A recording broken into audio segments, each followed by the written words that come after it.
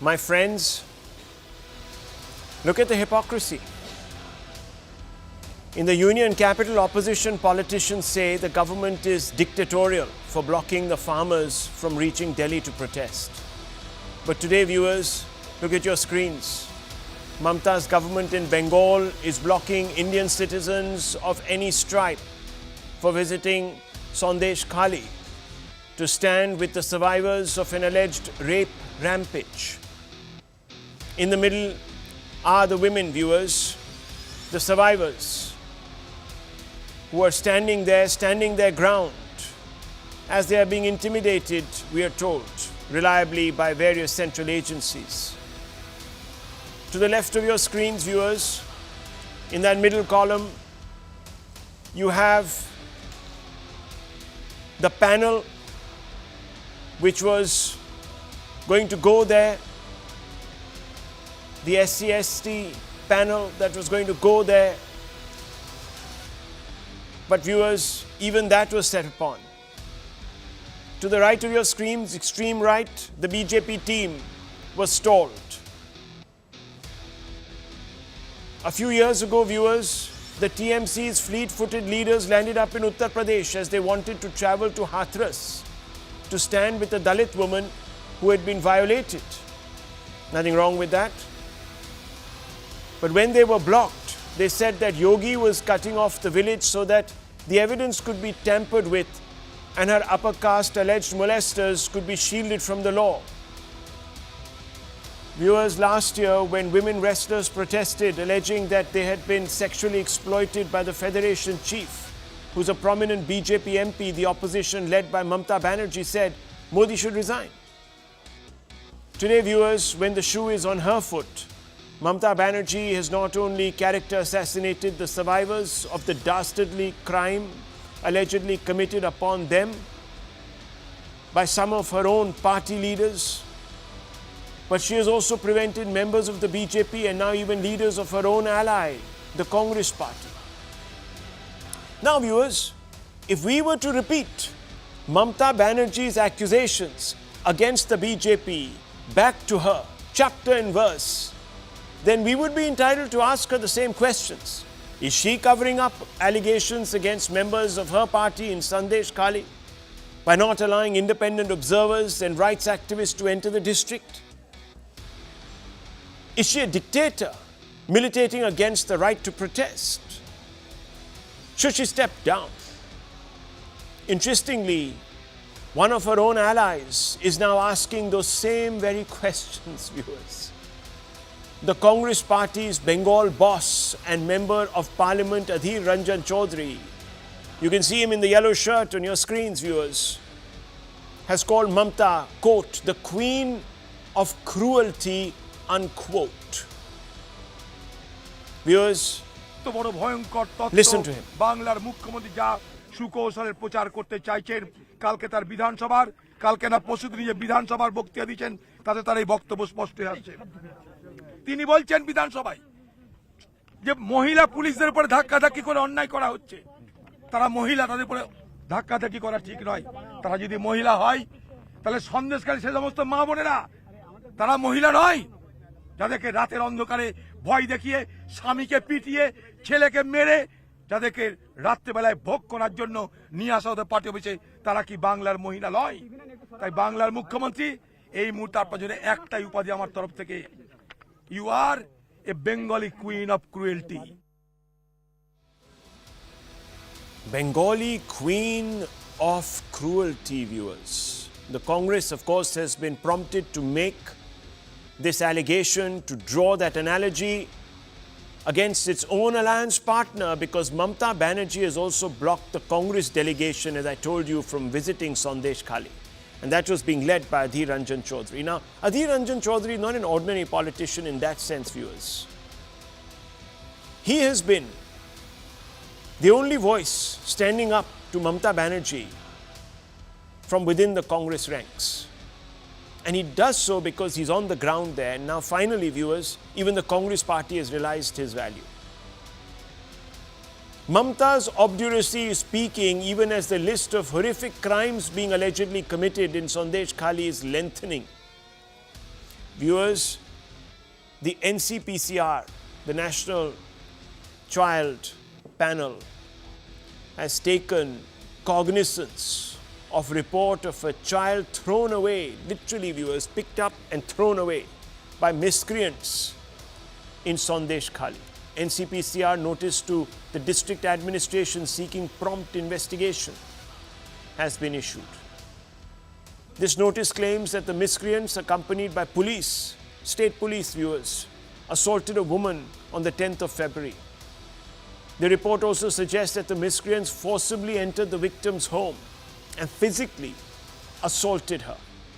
The miscreants allegedly snatched the victim's infant daughter and threw her away like she was a bundle of rubbish. These are animals, viewers. These are animals. And today, viewers, they live in an island of exceptionalism created because of state indulgence. The NCPCR has called for the resettlement of victims' family and action against the alleged perpetrators. But don't expect it. Don't expect it, viewers, because even the survivors of that alleged rape rampage are yet to get any justice. Your channel has already brought to you the blood-curdling testimonies of the survivors. I would ordinarily spare you the discomfort of reading them out again. But I won't, viewers. I will read them out again because we remain the last portal for these women to be heard, given that they are now totally without representation. They have no one to amplify their voice, their complaint, their pain, viewers. So I will read them out. This is the first testimony. They used to call us for meetings. Now these are Anganwadi workers, viewers, or workers of self-help groups that have been set up. They used to call us for meetings. Our husbands were not called. Some of us cooked, and a section of the women, including me, were told to stay back. They would pull my sari and touch me inappropriately. I kept quiet because I knew what would happen if I protested. They were called on the pretext of holding policy reviews of their work, viewers, but they were subjected to this indignity. A list, says another one, was kept of those who failed to turn up for meetings. Once I could not attend because of my health and my husband was beaten up at the market. That's what they were talking about, viewers. They had to submit themselves to these beasts because the repercussions would have been intolerable. We used to get summons at 10 p.m. at night to come and attend meetings. They would touch us whenever they like and wherever they like and pull at our saris. I went through that so many times and I'm not alone, says another victim. They were changing our land from agricultural to fisheries. When we said no, we were beaten up and we had to apologize to them. After that, we could never say anything. Another says, my grandson was forced to work for them. They did not pay money, but gave him a gun and a lathi and told him to extort money. I sent him to Delhi, but I'm still afraid to speak up because, viewers, who can they speak up to? The people who were allegedly doing this to them are members of the TMC. If they go and complain to the police, viewers, as you know, usually in the states, unfortunately, and this is a very unfortunate circumstance, and this cuts across most states, viewers, is hypothecated really to the party in power. You can't expect the police to show spine. And even if they did, we have seen videos enough in the past from Bengal where they are set upon and brutalized themselves, viewers. I mean, we even saw the Enforcement Directorate team being thrashed in public glare. Reporters and journalists who intervened were also beaten up. So it's a free-for-all, viewers. The Congress party today is saying that Mamata Banerjee has lost the ability to govern. Let's open this up, viewers. It's quite clear when your own alliance partner is confirming these horror stories, then obviously they're true. Manojit Mondal, the Congress party's own leader, is sitting there in protest. And you are not allowing people to go to Sandeshkhali. Yet you have the gall, as I began by saying, hypocritically to say, oh, the center is dictating. There's a dictator because they don't allow farmers to protest. So by that yardstick, you're also dictatorial. You're also protecting these people and selling the victims down the drain. And your chief minister has already passed a verdict before the probe could be completed. Mr. Mondal, could you respond to these questions, which are legitimate and they're asked by not me, but by your own partner, Adhir Ranjan Chowdhury, your own partner in the India Alliance. So please respond. I'm responding to this video of Syria Parveen, BJP's General Secretary of that particular region. She was also one of the alleged victims.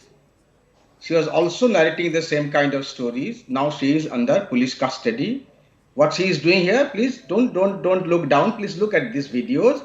She is pulling Shukanta Majumdar on the bonnet. This person, Syria Parveen, BJP General Secretary. Look at this video. And I would request you to run these videos as well, to call out the bluff. Right? Bluff? What bluff? I didn't understand what you were saying. Explain.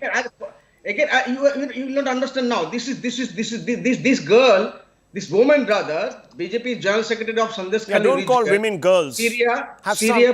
Don't call women girls. Manojit Mondal. Don't call women girls. You're lecturing for 10 minutes. Don't call them girls. Can I even have 10 seconds, sir? You're lecturing for 10 minutes. But you first apologize for calling women girls. Apologize for that. Apologize first. Why should I apologize? Why should you apologize? Because you've just girl dismissed is also a woman. A woman. Girl is also a woman. As a girl, okay. Girl is also a woman. A girl is also a woman. I do not need to apologize for that. Viewers, I understand this much of English. When you try, don't digress. Mr. Mondal, it just betrays your exalted sense of patriarchy when you dismiss women, grown women, as mere girls. If you don't understand this, I did not say mere. If you don't understand this, you are adding the word mere. Okay. Right? I did not want the word mere. You should be ashamed. I think the viewer has heard where you came from and you caught yourself. You should be ashamed. But anyhow, please explain what this video is. No, hang on. You have distorted my word on TV. You should apologize first. I did not say mere girl. Oh my God. Did I say mere? I am saying that you were alluding to women as if they were just mere girls. Do you not understand English? Did I? No, I did not say. You didn't understand English, sir. No, but I don't blame you, and I don't blame anyone if they don't get English because it's not our first language. But I want to ask you, sir. I want to ask you a question. A simple question. You have the guts to listen to I have the guts. So explain. I asked you to illustrate the point. If you have the guts, you'll not disturb I am listening to you. Every 10 seconds of I am my listening to you. I am listening to you. I am listening to you. You have to listen to this. I am listening to you. Yes. Tell me. And also watch these videos. Tell me. Watch these videos. They run these videos of Syria Parveen. What is this video? What is this video? The video, she is also alleged victim. So what are you trying to say? What I am trying to say is very clear. There are stories which are planted even by BJP, by CPM. Nonetheless, and listen to this very, very carefully, Mr. Rahul Tipchankar. Nonetheless, if there are genuine victims, a special team of police led by DIG CID, who is a woman, with all police officers, a woman, they are going door to door to register complaints. Right. Unfortunately, so far, just 4 complaints have been received, and none of them talk about rape. Now you are having this kind of laugh. My Why? God. And remember your stories, Mr.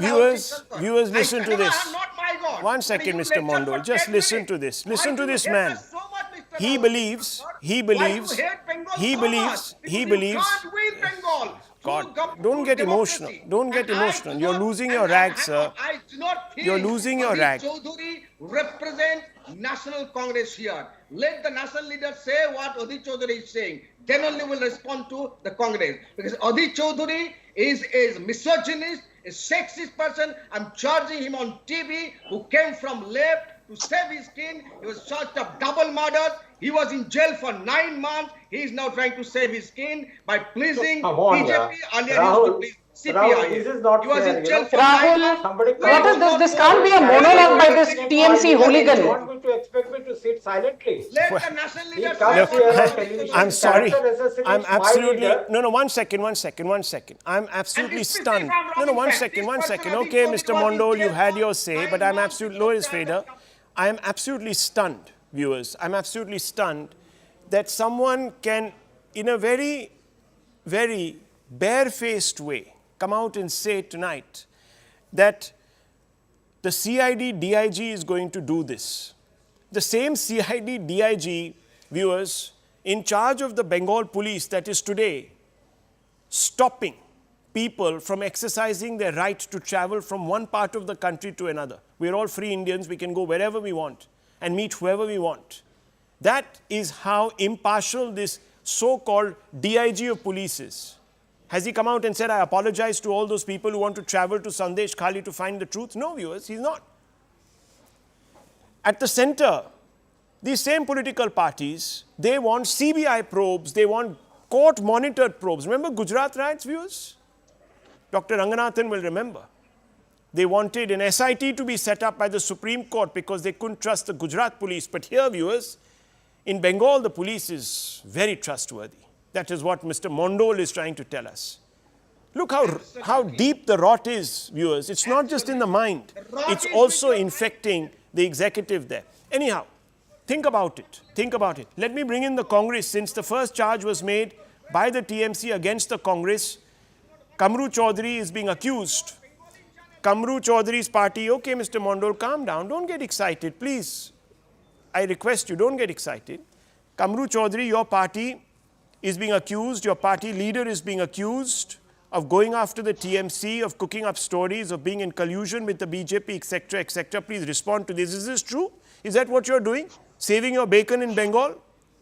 Rahul, first and foremost, Manojit Mandal's statements are all ridiculous against my leader, Adhir Ranjan Chowdhury.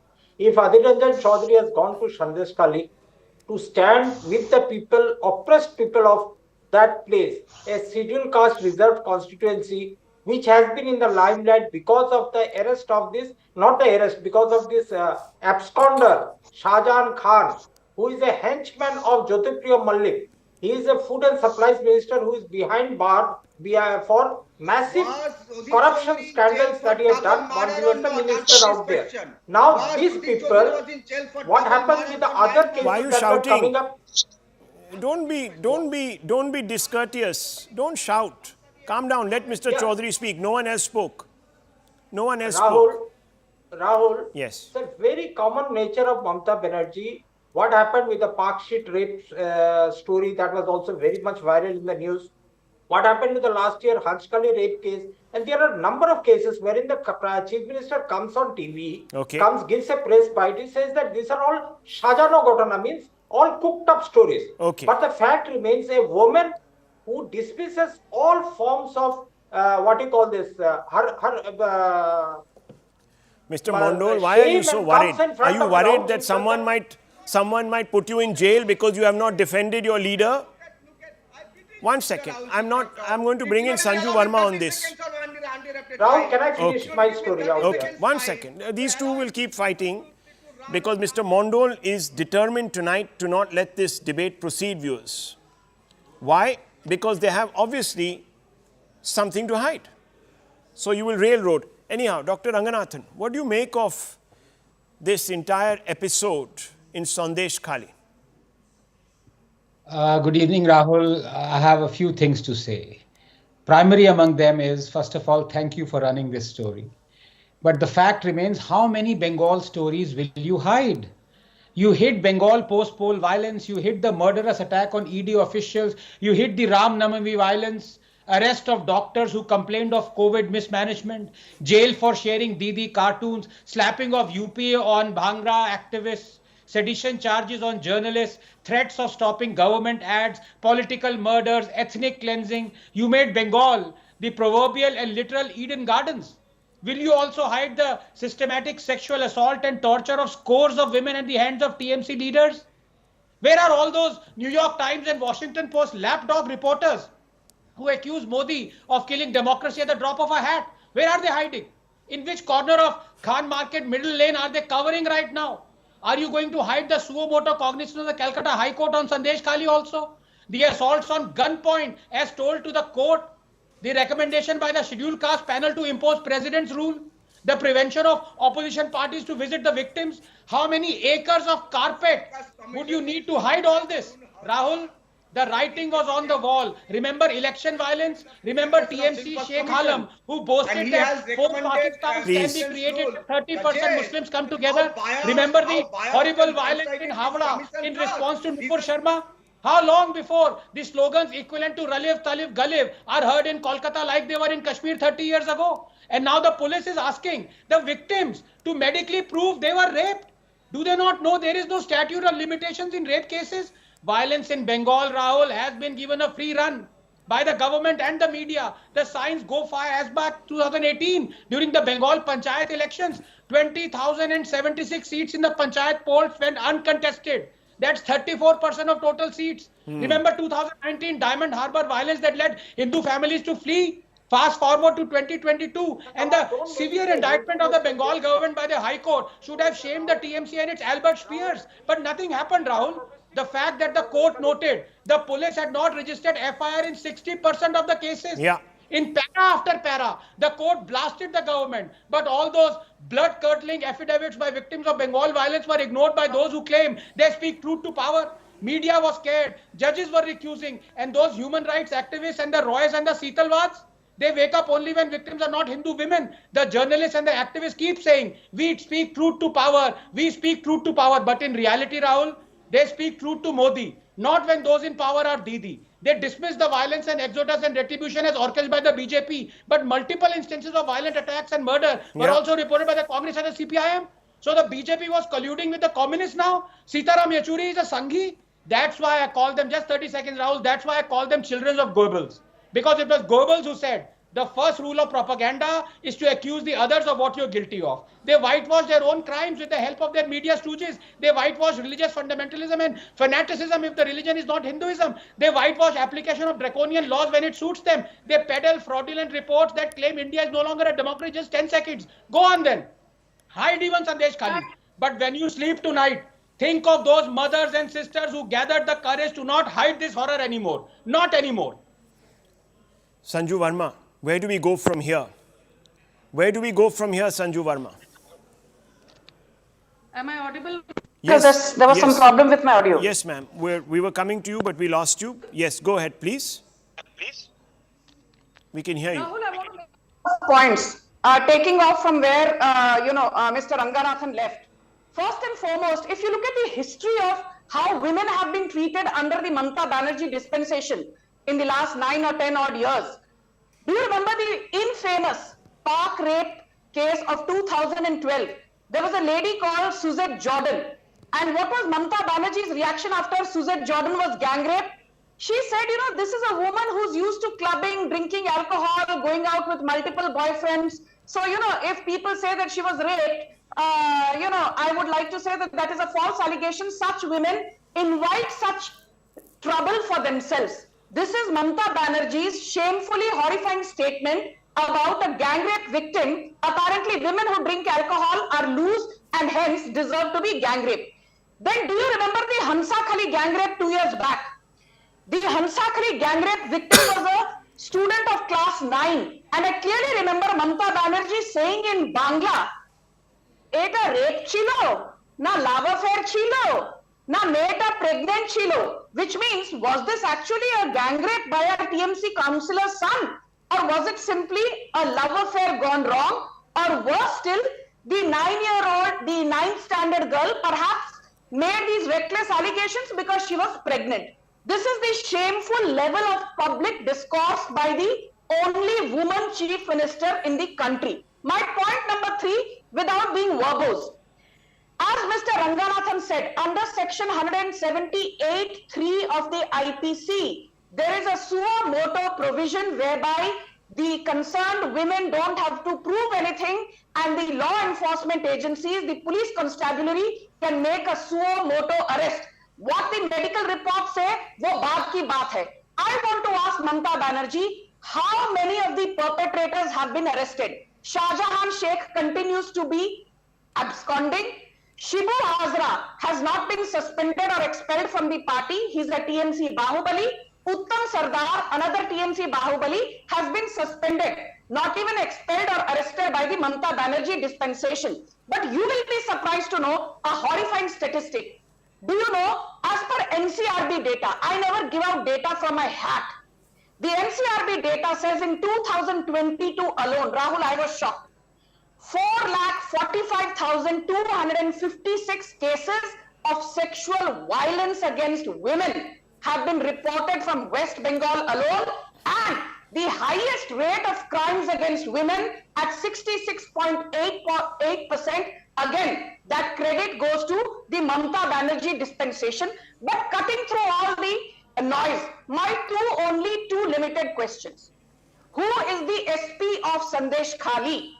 It is a man called J.B. Thomas. Who is the DGP of West Bengal? It is a man called Rajiv Kumar, who was earlier the police commissioner. He's also one of the persons accused in the ongoing Narada, Sarada and Rose Valley scam, but very close to Mamata Banerjee. And imagine, an ex-police commissioner accused in the Narada Valley scam, accused in the Rose Valley scam, accused in the Sarda Valley scam. He was promoted last December to the DGP of West Bengal. Okay. As they say, the apple cannot fall far from the tree. How do you react? When you have a DGP who is accused of corruption, how do you expect any nyaya to be done to these horrifying stories where women are being picked up? Okay, ma'am, let me ask you a counter question. Mr. Mondal. And then subjected to the can you hear me? That have become par for the course. Mr. Mondal is holding up a video which he purports to say is proof that there are people who have been plotted. By the police. Listen, I don't trust anybody. I am saying, no, hang on, just a minute. I don't trust anyone. I'm a journalist. I'm cynical all around, okay? You don't like it? Sorry. He purports that this video symbolizes a person faking allegations. Can you respond to that, ma'am? I can't hear you. Yes. Look at, I always say that the best example of whether somebody is saying the hard truth or simply fishing around is look at the track record of the person. When the West Bengal post-poll violence happened in 2021, what did Mamata Banerjee say? Violence hua hi nahi. Kolkata High Court ordered a CBI probe, the Supreme Court upheld it. Then let me tell you, when the Birbhum massacre happened and a TMC ghoul was involved, Mamata Banerjee said Birbhum massacre is BJP conspiracy. The Kolkata High Court said nothing doing, ordered a CBI probe, the Supreme Court upheld it. Panchayat poll violence, just 10 seconds. Panchayat poll violence, the Supreme Court castigated Mamata Banerjee saying the license to hold elections is not a license to conduct large-scale violence, and if you are not able to maintain law and order, yes, we this will is have well to think of publicized. alternative means. Let me. So Mamata Banerjee has failed as the chief minister and has failed as the de facto home Let minister me, of viewers. West Bengal. When is she going to resign? Let me, viewers. When Let me, is she viewers. going to resign? Okay, Do one you second. have an answer, Manojit Mandal? One second. Rather than doling out certificates of integrity to the BJP? 1 second. 1 second. Yes, Monojit Mondal. To speak for 30 seconds. 1 second, Mr. Mondal. Mr. Mondal, 1 second. I'm coming to you. Just give me 1 second, please. Mr. Mondal, give me 1 second, please. I want to bring you more statistics, viewers, because they speak for themselves. This is again NCRB data.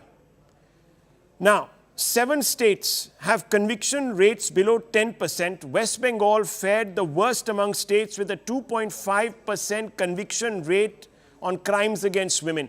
Guess what the pendency rate of cases is in Bengal, viewers? It tops the chart at 98.1%. So, women who say crimes have been committed against them, viewers, 98.1% of them may be heard, but their cases will go nowhere. That is Bengal's reality.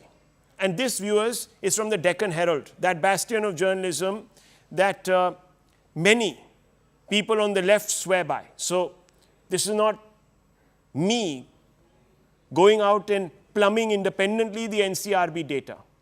I am going through Deccan this particular newspaper, Deccan Herald, that is quoting the NCRB newspaper. So viewers, let me just read this to you. Data from the NCRB shows a stat state of affairs with 7 states having conviction rates below 10%. West Bengal fared the worst among states with just a 2.5% conviction rate. The report shows that a whopping 21,21,755 cases of crimes against women were filed in 2021, out of which only 23,000 ended in convictions and 60,000 ended in acquittals. The highest number of cases came from Bengal, 3,37,924. And the lowest came from Ladakh. Viewers, this is the state of affairs of the great state of Bengal, run by a woman chief minister. And Mondal here will tell us otherwise. Yes, the Congress is right. She should step down. She should step down if she can't save the integrity, the dignity of women. Yes, Dr. Ranganathan, and I want to bring in Monojit Mondal right after that, who hasn't stopped, by the way, speaking, viewers, from the moment I began asking him a question. And he's laughing at this painful exposition. Painful, disgusting. Yes, doctor. Yes, very briefly, Rahul, you have given the shocking NCRB data. Sanju has also given that shocking data. I have given you the High Court castigation of the government. There is truth, facts that tell you that law and order has completely broken down. The BJP has lost hundreds, including the CPIM, hundreds of activists and karyakarta to butchery. I want to ask a very simple question to the BJP spokesperson out there. Should President's rule be applied on Bengal or not?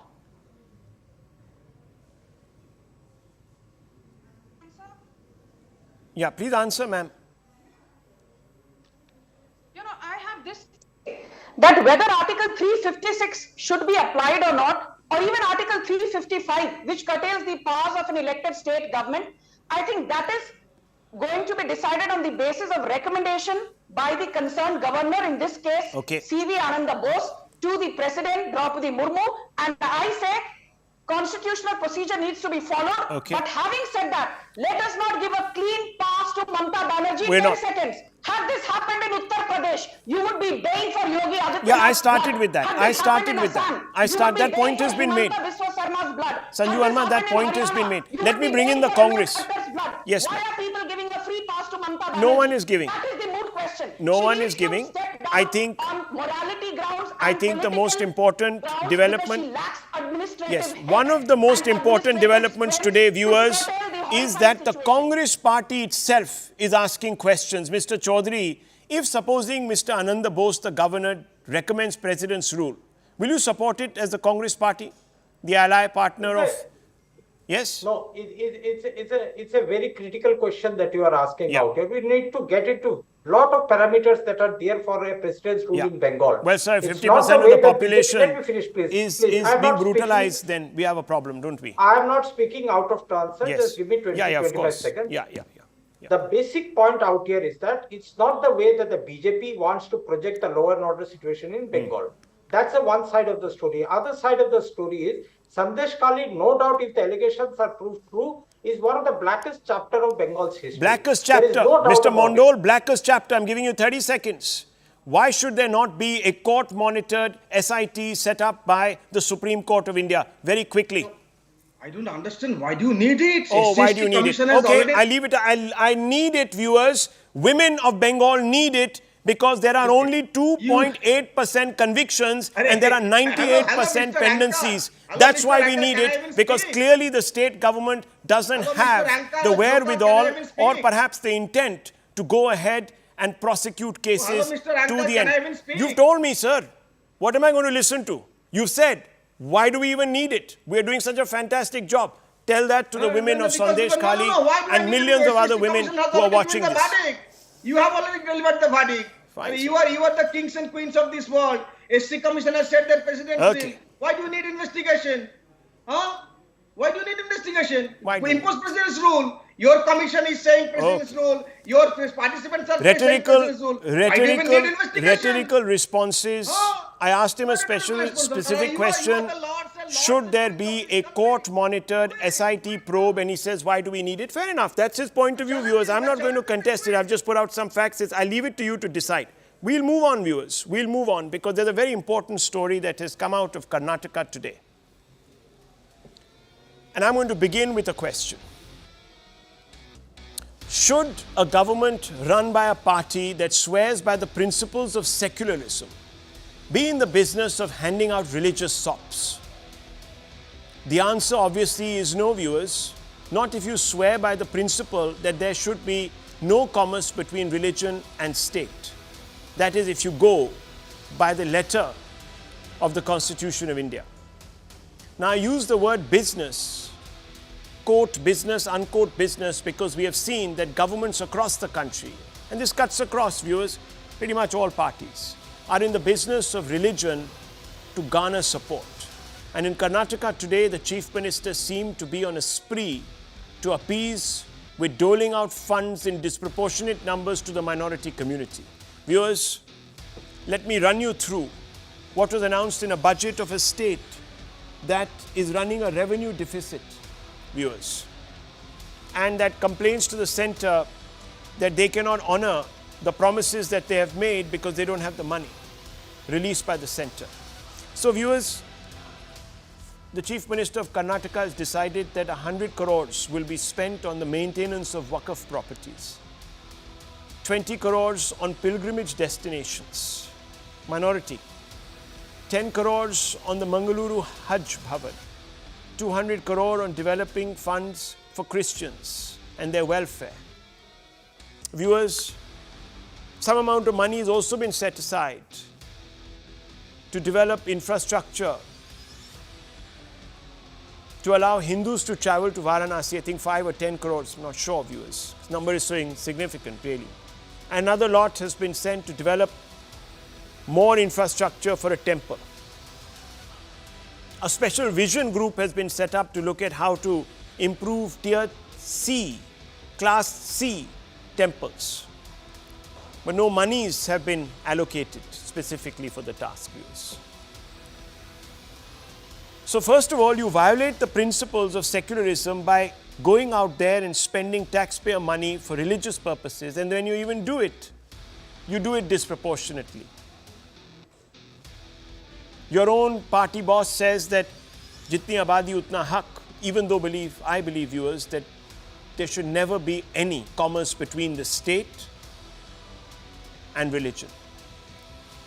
But he's the one who says that jitni abadi utna haq, but then, viewers, you look at the population, you look at the money that has been set aside, even if you're thinking of marrying the state with religion, even there you're not being fair. Obviously, viewers, the splurge has led to a massive controversy. Listen into the fighting or the war of words that is broken out between the Congress and the BJP. When the facts and figures are placed, I think were expecting that we will not be able to give money for development, for all that. So I think they are taken by shock, because one is we have implemented a guarantee. Secondly, we are also going ahead with on a massive scale to develop the state. The Congress government in the state of Karnataka, it is very discriminative. It only plays with the vote bank politics, and it is hurting the sentiments of Hindus. Somehow, they are always into divisive politics and appeasement politics. We totally condemn this budget being so discriminative, not been very considerate. It is not equal. There is no equality. There is no inclusiveness in the entire budget.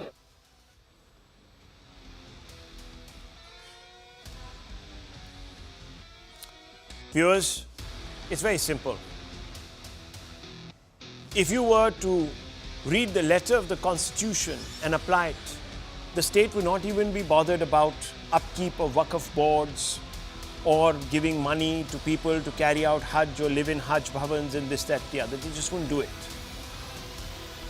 But that it is being done itself tells you the hypocrisy of these so-called leftist parties that swear by the principles of secularism. The grouse is not just that, viewers. It's that a lot of the monies that will be used to fund this so-called religious welfareism will be drawn from vast resources raised from Hindu temples that are under state control. So, viewers, monies that are coming into Hindu temples from donors, devotees, will perhaps be used. Now, let me give you those numbers. They're startling, and these are numbers that are about 2 years old. So, viewers, I don't have the latest figures. These audits take place every year. I don't know why we don't have an audit for this year. but perhaps it will come up for last year, that is 2022-23. These are numbers for 21-22. What does it tell you, viewers? That 445 crores, viewers, were drawn from Hindu temples. The state receives it to use it for religious improvement. And what has been allocated on the right-hand side, viewers, monies for minorities, is 330 crores. Do the maths. Dakshin Kannada, the Class A and Class B temples themselves contributed 155 crores. In Udupi, 75 crores. Tumkuru, 37 crores. Bengaluru, urban, 16 crores. Uttara Kannada, 9 crores. Total of 445 crores was drawn. Can you imagine, viewers, in a secular country, temples of one denomination are controlled and run by the state? And this cuts across all states, viewers. This is how we have interpreted constitutional secularism. It's disgusting, viewers. It's absolutely disgusting. Now, viewers, let me tell you. When the BJP, what is really the unkindest cut is when the BJP, rather belatedly, viewers, in my opinion, said that they were now going to come out of the business of running temples, that they will be scrapping the AHR and CE Act. It's the Congress that objected. No, keep taxing the Hindu temples. Let's take their money. It's such a rich amount of money. We can do so much with it, especially if we're a broke state. So, viewers, former Chief Minister Bomai vowed to end the bureaucratic control of temple funds. DK Shivkumar says the state temples belong to the people. But really, viewers, you are running them, so they belong really to you. BJP promised a free hand to temples similar to mosques and churches. DK Shivkumar called it a plot to transfer wealth to the Sangh Parivar. So it's okay that Waqf boards and other monuments and other places of worship run by other minorities are managed by them, but not temples. They must be managed by the state. Look at the inequity that is built into this, viewers, and let's ask some basic questions. Dr. Narendra Rangappa, spokesperson of the Karnataka BJP, is here with us. Kamru Chaudhary, political analyst, and Dr. Anand Ranganathan is also here with us. Dr. Ranganathan, let me begin with you first. How do you see this? I'm not loading this question. I'm only asking you to tell me, how do you see this? What do you make of this? First of all, Rahul, thank you so much for taking this matter that no other channel has. And that itself tells you the importance that people put on discrimination against Hindus. I have 2 points to make very briefly. Number one, as you correctly put it, Hindus are being looted by the state to pay for non-Hindus. And the irony of this country is that India has been branded a Hindu Rashtra. I want to ask, what sort of a Hindu Rashtra is this, where the people who want to eradicate Sanatan Dharma are controlling the temples of Sanatan Dharma? The communist state of Kerala manages 3,058 temples. The communists, for whom religion is supposedly the opium of the masses, are controlling Hindu temples and their boards. Why? Karnataka controls more than 30,000 temples. What business is it of the state, I ask, to levy an administrative charge from anywhere between 5% to 21% on Hindu temples in the name of audit? What business is it of the state to control tens of thousands of acres of temple land and then set rent for it? The loss to Hindu temples on account of this alone is estimated over decades to be in lakhs of crores, according to the activist and litigant T.R. Ramesh. The Tamil Nadu government that controls 36,425 temples and that should be earning a minimum of 6,000 crores per annum from the temple land it controls earns a mere 58 crores, not even 1%. State control of Hindu temples and their property is by far the largest, financially most damaging scam of independent India. But then I ask you, if the Congress can bring in a legislation to control Hindu temples in 1959, one that still stands, why can't the BJP bring in a legislation to override it? Yes. Rahul, if you truly believe that religion should keep out of state, the corollary is also equally applicable, that the state should keep out of religion. But does it? A Hindu temple, its income, its educational institutions are controlled by and interfered in by the government. But those of a mosque, a church and Gurdwara are not. Why? Only in India can you step aside and watch as the state appoints non-Hindus on boards that control Hindu temples. Only here will we remain silent as temple idols are stolen, temple property auctioned, a whole temple-driven ecosystem and way of life dismantled.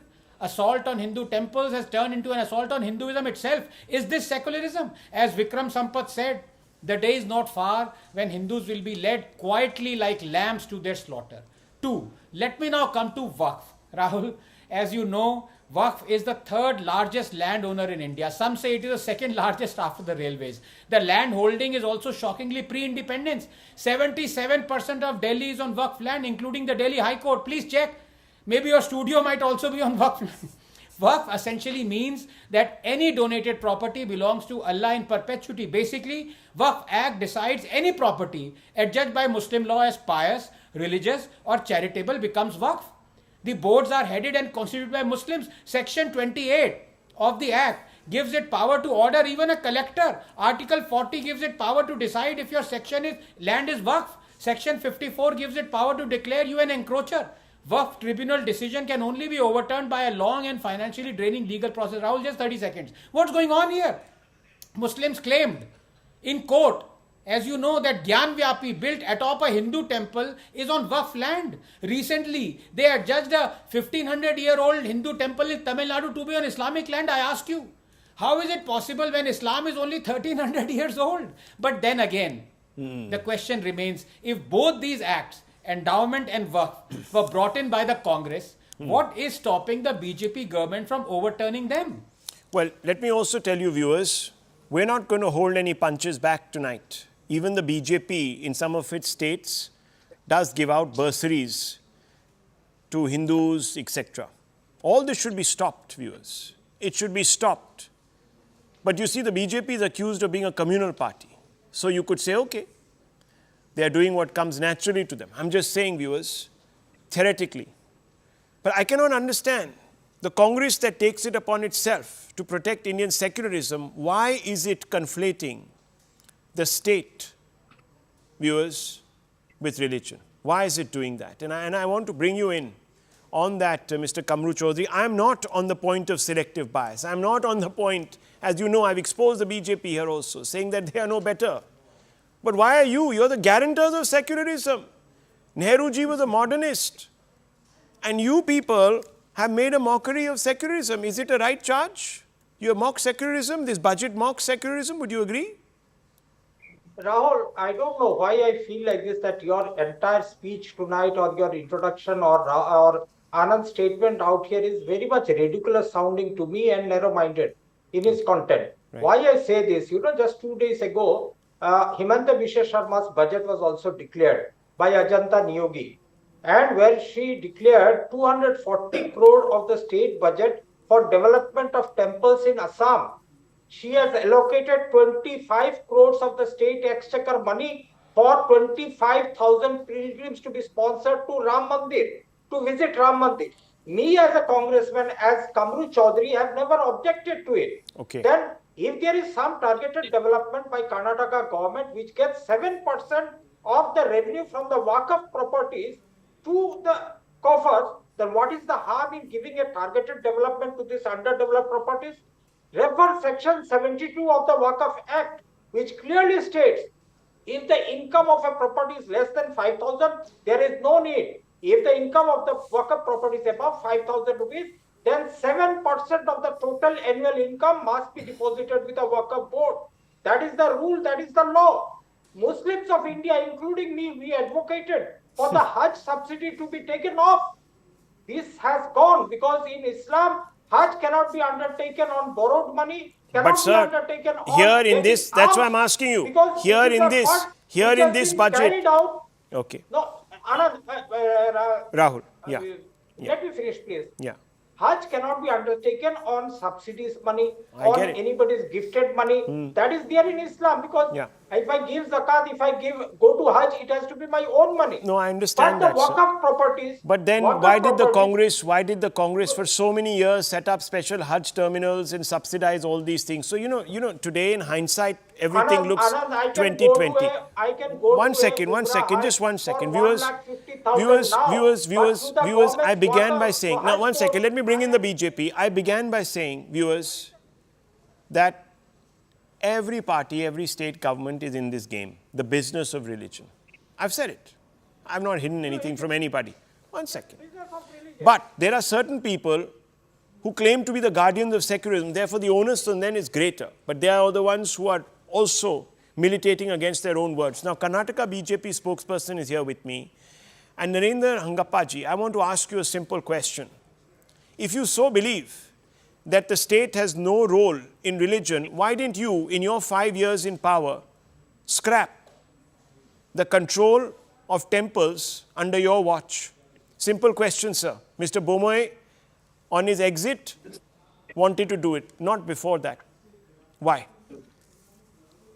See, time and again, the Congress has... No, sir, answer me the question that I asked you. Why didn't you do it? Forget the Congress. The Congress, at this moment, has done what it has done. It has been exposed. I'm asking you, why didn't you relinquish state control of temples? Straight question.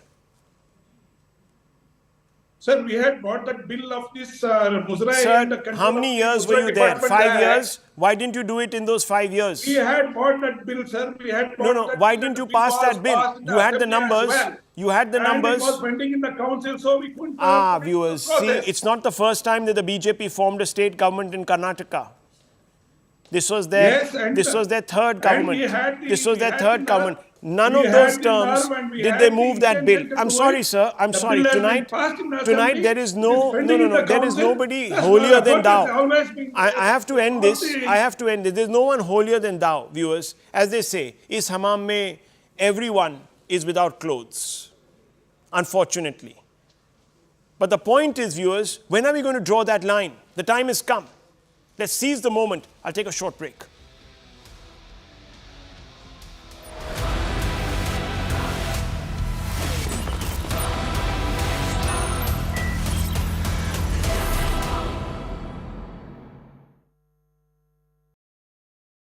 In those extras, and especially in the youth, because this is essentially the approach I suggest to the youth all the time, that and in the process, if you're learning, picking up new skills, you're in any case enhancing your employability.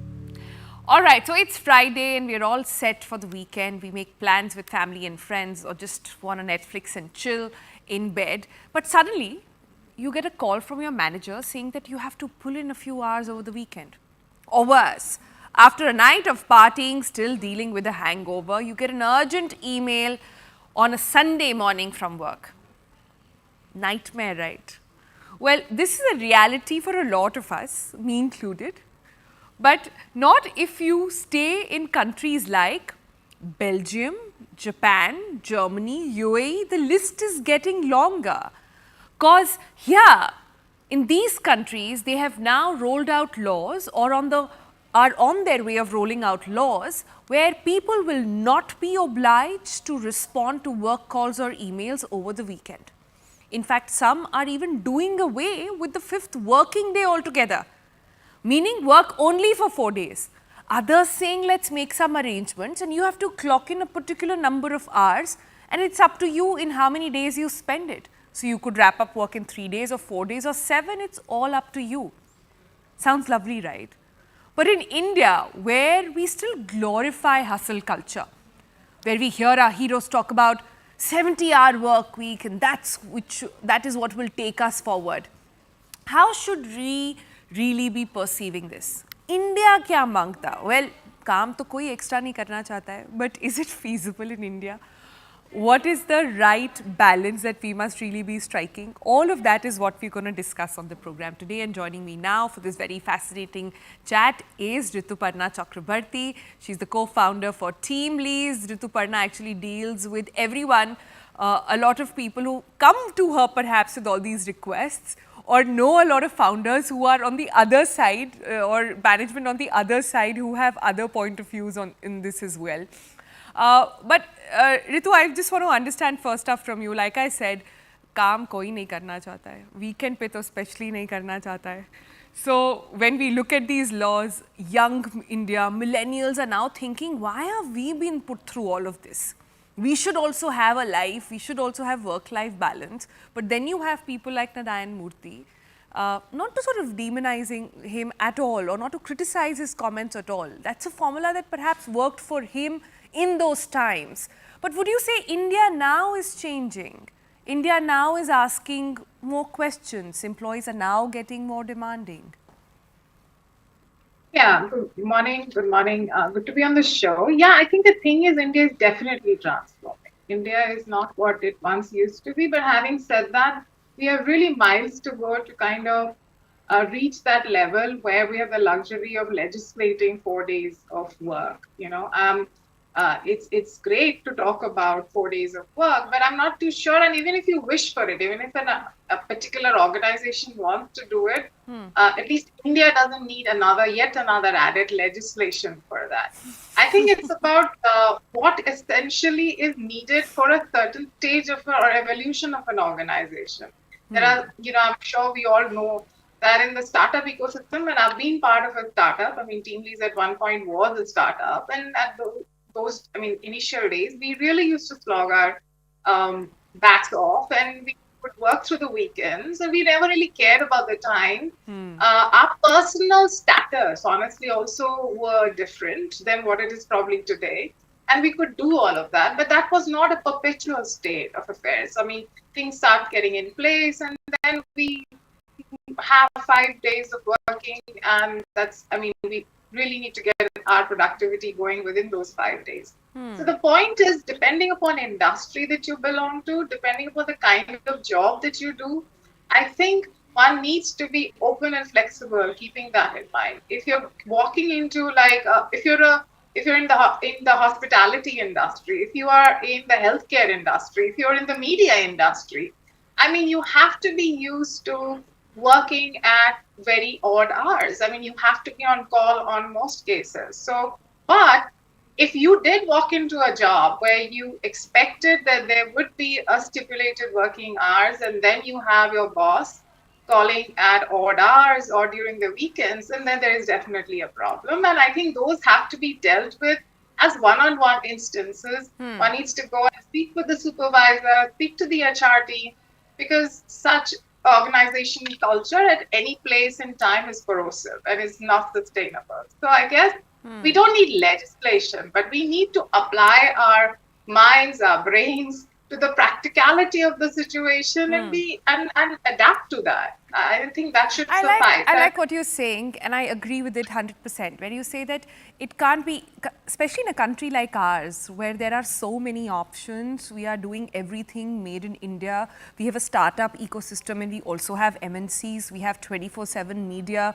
We also have the film industry thriving, which is working odd hours, long hours, etc. So it has to be an industry-specific approach. But for those, who sort of question and say, why are we working so much? You're saying the solution is not to question the system so much or the industry so much.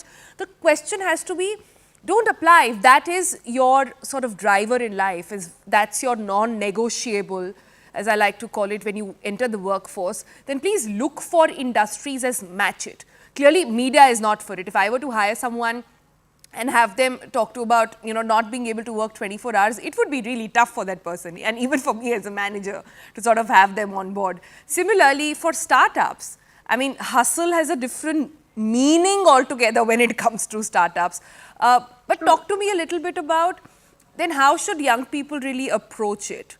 And is there a way in which people in existing organizations are feeling cornered, pressured, overwhelmed, exhausted? I guess it depends upon your personal aspirations, ambition, how much you're willing to stake out at the job. And if one is absolutely clear that, look, I want to do this job only for, let's say, 48 hours in a week,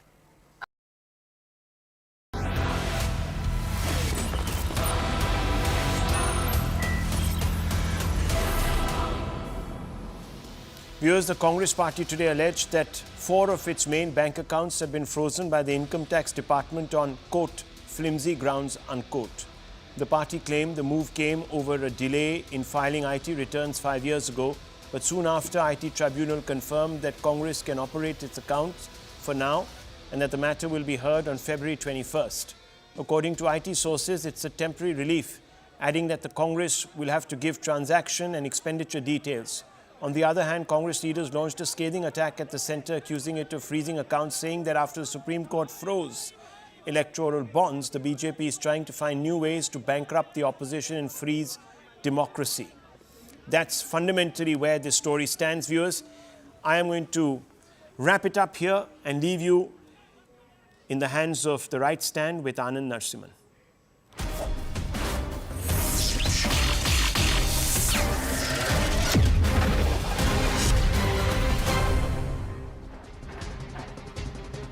Namaste, Jai Hind, and welcome to this edition of The Right Stand. I'm Anand Narasimhan. Ladies and gentlemen, the situation in Sandeshkhali remains tense.